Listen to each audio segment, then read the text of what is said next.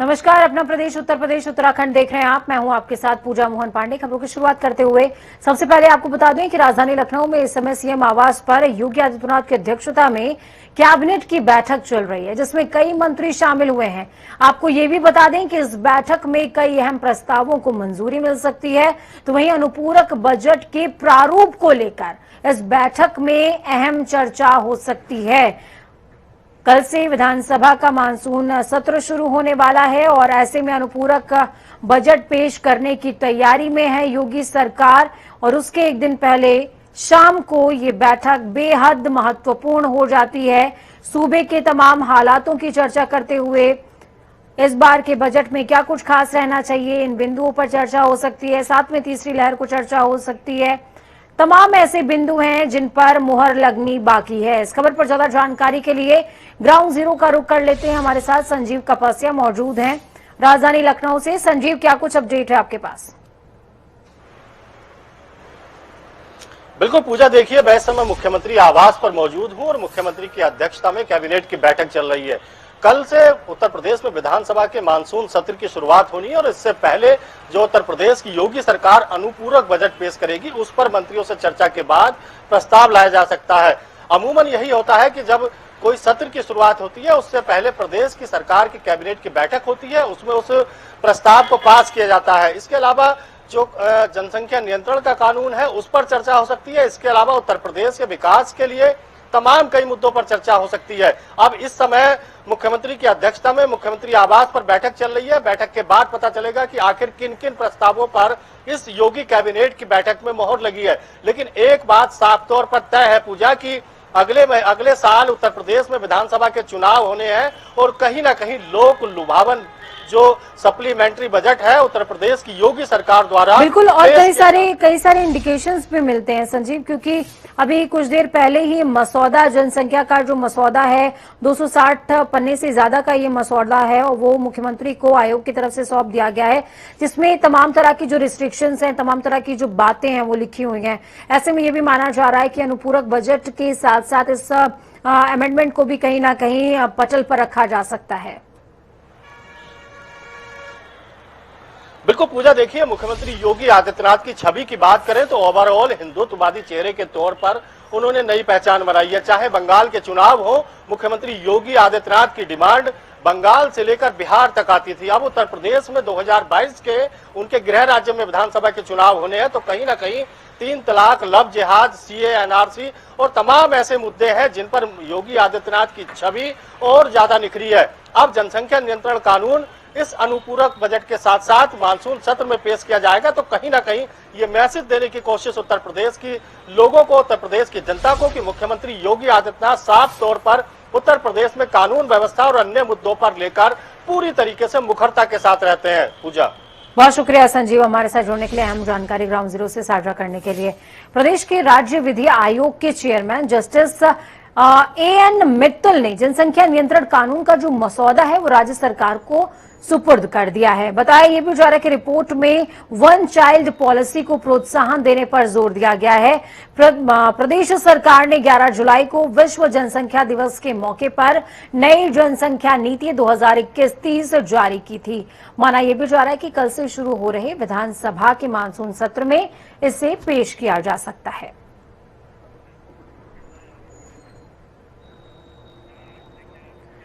विधानसभा सत्र की शुरुआत कल से हो रही है। इसके पहले सीएम योगी आदित्यनाथ ने एक सर्वदलीय बैठक बुलाई थी। ये बैठक विधानसभा में विधानसभा अध्यक्ष की अध्यक्षता में हुई, जिसमें सीएम योगी भी शामिल हुए थे। ये बैठक विधानसभा को शांतिपूर्ण तरीके से किस तरीके से संचालित किया जाए इस लिहाज से बुलाई गई।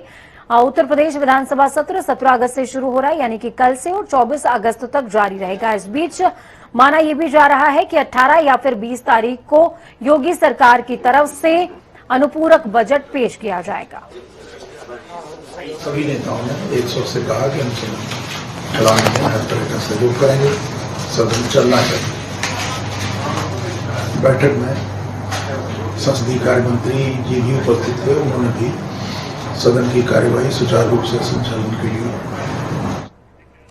पूर्व प्रधानमंत्री भारत रत्न स्वर्गीय अटल बिहारी वाजपेयी की तीसरी पुण्यतिथि पर देश उनको नमन कर रहा है। लखनऊ में सीएम योगी आदित्यनाथ ने लोक भवन के प्रांगण में उन्हें श्रद्धासुमन अर्पित किए। बाधाएं आती हैं आए, घिरे प्रलय घोर घटाएं, कदम मिलाकर चलना होगा, कदम मिलाकर चलना होगा। देश के पूर्व प्रधानमंत्री और राजधानी लखनऊ के अटल यानी पूर्व प्रधानमंत्री अटल बिहारी वाजपेयी की आज पुण्यतिथि है और उत्तर प्रदेश के मुख्यमंत्री योगी आदित्यनाथ ने उनकी लोक भवन स्थित इस प्रतिमा पर माल्यार्पण कर श्रद्धांजलि अर्पित की। बीजेपी की ओर से निकाली गई जन आशीर्वाद यात्रा पर सपा प्रवक्ता जूही सिंह का एक बयान सामने आया है, जिसमें उन्होंने कहा कि बीजेपी कार्यकर्ताओं का पैसा इस्तेमाल करके मंच लगाकर झूठ बोल रही है। तो इस दौरान उन्होंने और क्या कुछ कहा, सुनिए। पार्टी के मंत्री उड़न खटोले से उतरने के बाद जब जनता से आशीर्वाद देने जाएंगे तो क्या धमका कर आशीर्वाद लेंगे, ठोकने की धमकी देकर आशीर्वाद लेंगे, मुकदमा लिखाकर आशीर्वाद लेंगे, सरकारी दबाव से लोगों को इकट्ठा करेंगे, या करदाता का पैसा इस्तेमाल करके मंच लगाकर झूठ बोलेंगे? काम तो उन्होंने कुछ किया नहीं। कोरोना काल में घर घर में मौत हुई है, गंगा में बहती हुई लाशें हमने देखी है, महंगाई देखी है, बेरोजगारी देखी है, महिलाओं पे अत्याचार देखे हैं, फ्री में पेट्रोल डीजल बांटने का उपक्रम किसी भारतीय जनता पार्टी के विधायक ने या सदस्य ने किया था, उसमें जनता ने उसका क्या हाल किया ये भी देखा है। अराजकता फैल गई है उत्तर प्रदेश में, एक असंवेदनशील सरकार है, एक असंवेदनशील सरकारी मशीन। बाराबंकी के रामनगर विधानसभा में बसपा ने ब्राह्मण सम्मेलन आयोजित किया था, जिसे बसपा महासचिव सतीश चंद्र मिश्रा ने संबोधित भी किया। दरअसल आगामी चुनावों के मद्देनजर सभी पार्टियां तैयारियों में जुटी हुई हैं और इसी कवायद में बसपा भी पीछे नहीं है। झूठी तसल्लियां, झूठे इरादों के साथ में वादे, झूठे वादे देने का काम इस भारतीय जनता पार्टी की सरकार ने किया और इससे समाजवादी पार्टी की नकल करते हुए ब्राह्मण समाज के लोगों को, दलित समाज के लोगों को खास तौर से निशाने पे लेकर के और उनको चिन्हित करके एक एक करके उनको प्रताड़ित करने का काम, उनको परेशान करने का काम, उनको धमकाने का, डराने का काम करने का काम ये सरकार कर रही है। एक दिवसीय दौरे पर पीलीभीत पहुंचे महामंडल के राष्ट्रीय अध्यक्ष केशव देव मौर्य ने हाईवे किनारे धरना प्रदर्शन किया और ये धरना प्रदर्शन सिर्फ इसलिए हुआ क्योंकि वाहनों की तादाद बहुत ज्यादा थी। वाहनों को रोक दिया गया, जिसके बाद केशव देव मौर्य हाईवे के किनारे ही धरना लगाकर बैठ गए।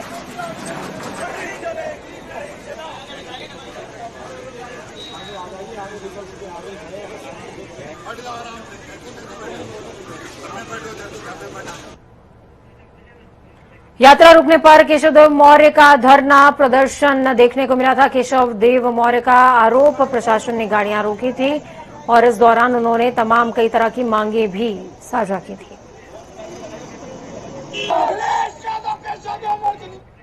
तो इस बीच बड़ी खबर सामने आ रही है। देवभूमि से उत्तराखंड कैबिनेट की बैठक खत्म हो चुकी है। देहरादून से बड़ी खबर, उत्तराखंड कैबिनेट की बैठक खत्म। बड़ी और अहम जानकारी इस वक्त आपको दे रहे हैं। बैठक में 18 प्रस्तावों को मंजूरी मिली है। 12 प्रस्तावों को हरी झंडी, 22 प्रस्तावों पर चर्चा भी हुई, जिनमें से 18 को हरी झंडी मिल चुकी है। धामी सरकार की ओर से बेहद अहम और बड़ी बैठक ये चल रही थी। बैठक में 18 प्रस्तावों को हरी झंडी, साथ में 22 प्रस्तावों पर चर्चा भी हुई है। देहरादून से बेहद बड़ी और अहम जानकारी। उत्तराखंड कैबिनेट की बैठक समाप्त हो गई है। इस बैठक में मुख्यमंत्री पुष्कर सिंह धामी समेत तमाम जो मंत्री हैं कैबिनेट के वो मौजूद थे। अहम चर्चा की गई है और इन तमाम 18 के 18 प्रस्तावों में सूबे के सर्वांगीण विकास का जिक्र है। तमाम तरह की और भी बातें निकल करके सामने आ रही हैं। सबसे बड़ी बात यह है कि आगामी सत्र जो शुरू होने वाला है उसमें क्या कुछ पटल पर रह सकता है, इन प्रस्तावों को मंजूरी के बाद सामने आ रहा है। उत्तराखंड कैबिनेट की बैठक खत्म हो चुकी है। इस खबर पर ज्यादा जानकारी के लिए अजीत काम्बोज फोन लाइन पर हमारे साथ में जुड़ चुके हैं। अजीत, क्या कुछ अपडेट?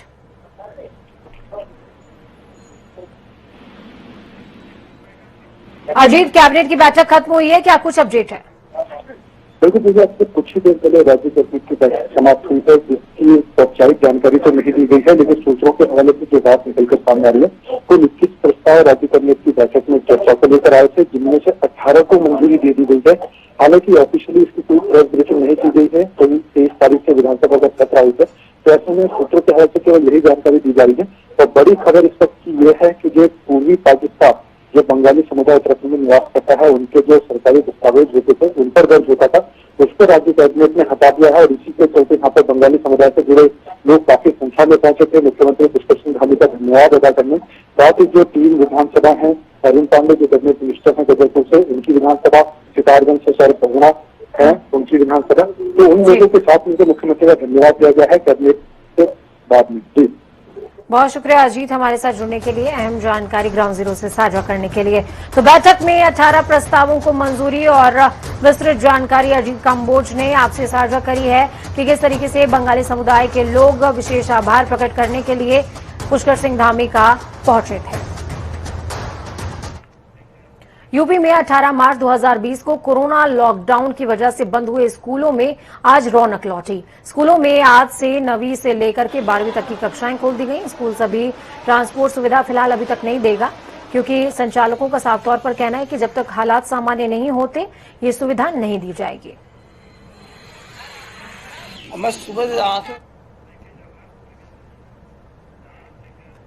तीन कृषि कानूनों के खिलाफ किसानों का विरोध लगातार जारी है और इस विरोध ने अब तनाव का मोड़ ले लिया है। मुजफ्फरनगर में विधायक के काफिले पर हुए हमले के बाद आरोप और प्रत्यारोप का दौर जारी है। किसान नेता नरेश टिकैत का कहना है कि सिसौली में घुसने की हिम्मत न करें विधायक, नहीं तो कुछ भी हो सकता है। तो वहीं संजीव बालियान का कहना है कि हमारा भी खून यहीं का है, इलाका छोड़कर नहीं जाएंगे। ये खास रिपोर्ट देखिए।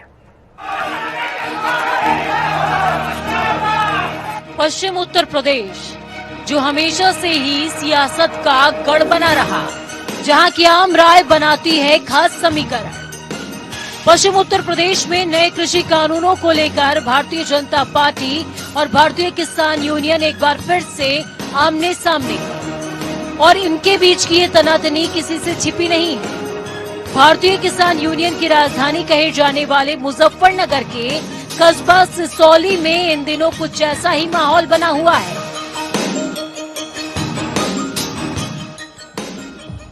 दरअसल बीते शनिवार को बीजेपी विधायक उमेश मलिक अपने काफिले के साथ सिसौली में हो रहे जन कल्याण समिति की वर्षगांठ के कार्यक्रम से वापस लौट रहे थे। उसी दौरान काफी संख्या में इकट्ठा होकर लोग मुर्दाबाद के नारे लगाते हुए भाजपा विधायक की गाड़ी पर टूट पड़े। गुस्साई भीड़ ने गाड़ी पर कीचड़ और काला तेल भी फेंका। इसके अलावा गाड़ियों में तोड़फोड़ की गई। गनीमत ये रही कि गाड़ी में बैठे भाजपा विधायक बाल बाल बच गए, जिसके बाद लगातार मामला गरमाया हुआ है। किसान नेता नरेश टिकैत ने घटना के बाद पंचायत बुलाई, जिसमें उन्होंने कहा कि विधायक के पाप का घड़ा भर गया है। हम ऐलान कर दें तो वो बालियान खाप में घुस भी नहीं पाएंगे। यह न चेतावनी है, इनकी वैल्यू पर बारह की गई, यह चेतावनी है, शुरुआत है, ये समझ लियो। ये इनके लिए शुभ लक्षण नहीं है। कहा गए कि उन्हें बुला रखे थे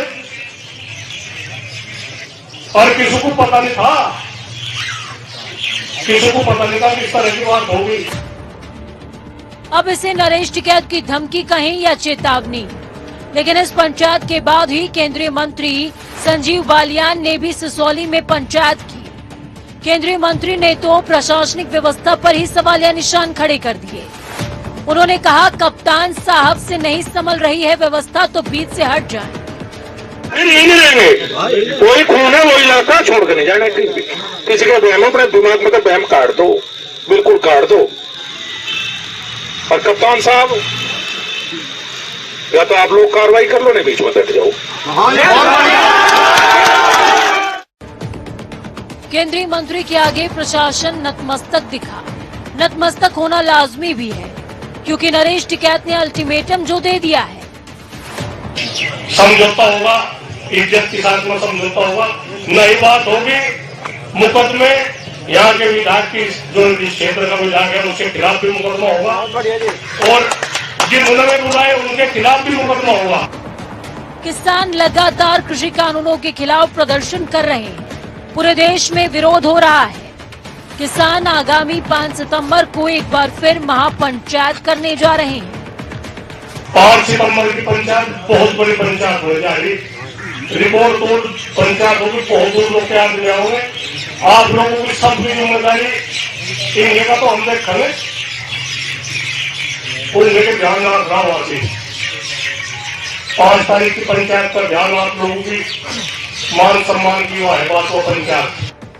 किसानों ने ऐलान कर दिया है कि वो किसी भी कीमत पर कृषि कानूनों को स्वीकार नहीं करेंगे, लेकिन बीजेपी सरकार किसी भी सूरत में कानून वापस लेने को तैयार नहीं है।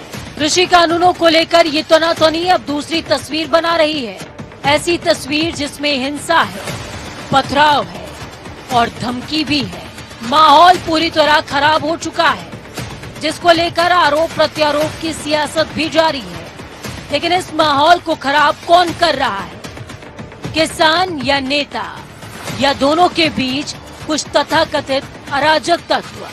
जनता टीवी के लिए मुजफ्फरनगर से पवन अग्रवाल और डेस्क से विशाल त्रिपाठी की रिपोर्ट।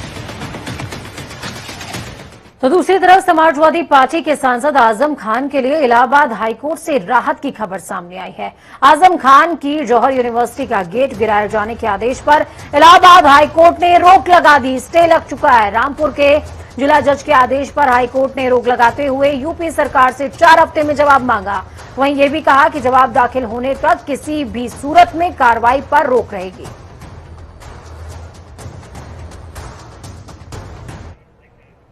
वाराणसी में सुभाष भवन के सामने मुस्लिम महिला फाउंडेशन ने तालिबानियों का पुतला फूंका और पूरी दुनिया की महिलाओं से अपील की है कि वो इस समय तालिबानियों से अफगानी महिलाओं को बचाने के लिए आवाज उठाएं, क्योंकि तालिबान क्रूरता की हदें पार कर चुका है और अफगानी महिलाओं पर कोड़े बरसा रहा है।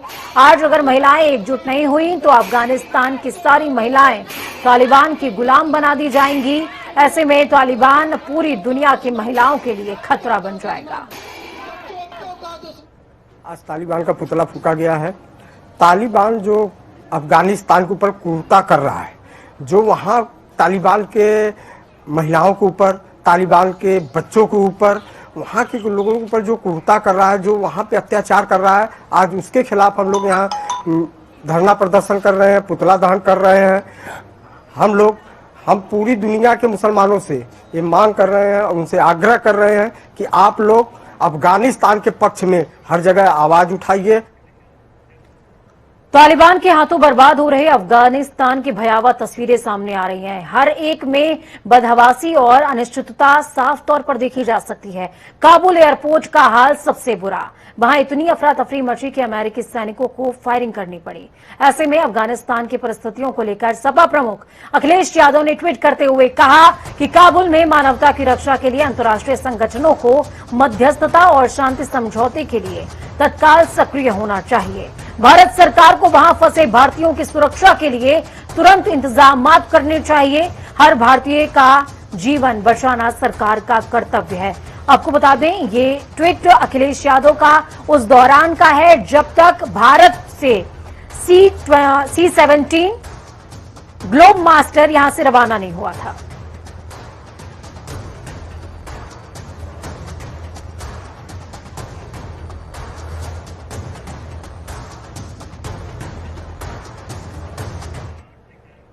कोरोना संक्रमण के मामलों में कमी आने के बावजूद उत्तराखंड में लागू कोविड कर्फ्यू की अवधि को वर्तमान रियायत के साथ 1 हफ्ते यानी कि 24 अगस्त तक और बढ़ा दिया गया है। प्रदेश में वर्तमान में लागू कोविड कर्फ्यू की जो अवधि है वो 17 अगस्त को सुबह 6 बजे खत्म हो रही है।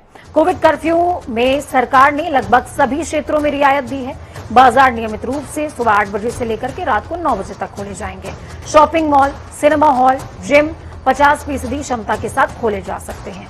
खेलकूद, सामाजिक राजनीतिक गतिविधियों की भी अनुमति होगी। सरकारी गैर सरकारी कार्यालय पूरी क्षमता के साथ खुले रहेंगे। प्रदेश के भीतर आवागमन की छूट भी रहेगी। तो वहीं उत्तराखंड में भी सरकार ने दूसरे चरण में 6ठी से लेकर के 12वीं तक के कक्षाओं के संचालन को अनुमति दे दी थी।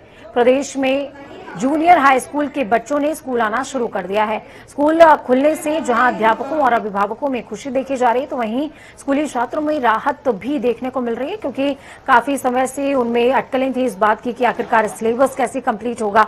तो तस्वीरें सुबह के 2 अलग अलग हिस्से की आपको दिखा रहे हैं, रुद्रप्रयाग और देहरादून की। कैबिनेट मंत्री गणेश जोशी हर साल रक्षाबंधन समारोह में मसूरी की हजारों महिलाएं उनको राखी बांधती हैं और वो राखी बंधवाते हैं। इस साल भी समारोह का आयोजन किया गया, जहां पर हजारों की संख्या में महिलाओं ने गणेश जोशी की कलाई में राखी बांधते हुए लंबी उम्र की ईश्वर से प्रार्थना की है। इससे पहले समारोह में प्रसिद्ध उत्तराखंडी लोक गायिका रेशमा शाह और उनकी टीम की ओर से सांस्कृतिक कार्यक्रम पेश किया गया, जिसमें गणेश जोशी ने कार्यकर्ताओं के साथ जमकर ठुमके भी लगाए। आपने गिफ्ट की बात की, मैं वो जो बहुत छोटी चीज है, लेकिन एक भरोसा, एक विश्वास अपनी बहनों को देना कह सकता हूँ। इस विश्वास के साथ मसूरी की बहनें मुझ पर भरोसा करती हैं, उससे ज्यादा मैं इन पर भरोसा करता हूँ। जिस भरोसे से इन्हें मुझे जिम्मेदारी दी है, हमेशा मैं उस भरोसे पर खड़ा उतरूंगा, क्योंकि मैं राजनीति में सेवा करने के लिए आया हूँ, किसी कोई धंधा करने के लिए नहीं आया हूँ। आप देख रहे होंगे 3 बार से विधायक हूँ, आज भी बिल्कुल उसी स्थिति में हूँ। बस एक भरोसा अपनी बहनों को दे सकता हूँ कि जिस भरोसे से आप मुझे राखी बांध रही हूँ, आपका ये भाई उस भरोसे पर हमेशा खड़ा उतरेगा। तो वक्त यहाँ पर छोटे से ब्रेक का। ब्रेक के उस पार खबरों का सफर लगातार जारी रहेगा। बने रहिए जनता टीवी के साथ, क्योंकि हम हैं आपकी ताकत। जनता टीवी की ये कामना कि आपका आने वाला समय आज से बेहतरीन हो। नमस्कार।